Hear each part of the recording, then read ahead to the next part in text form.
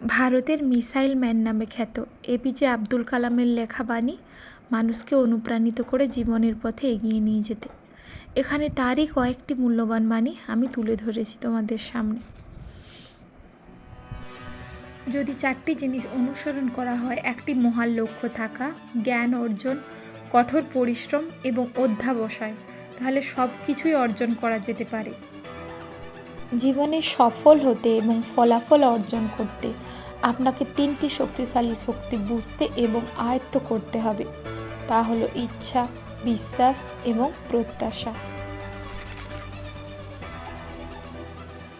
সংকল্প হলো সেই শক্তি যা আমাদের সমস্ত হতাশা এবং বাধার মধ্যে দিয়ে দেখে।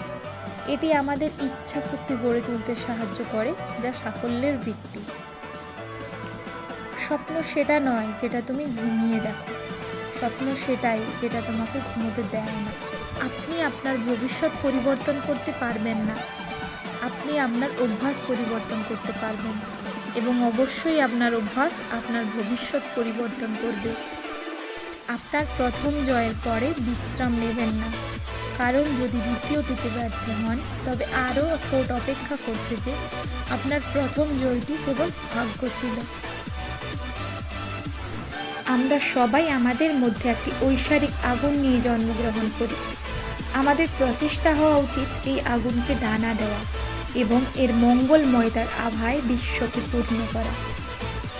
ভিডিওটি ভালো লেগে থাকলে চ্যানেলটিকে সাবস্ক্রাইব করে পাশে থাকুন। Thank you for watching.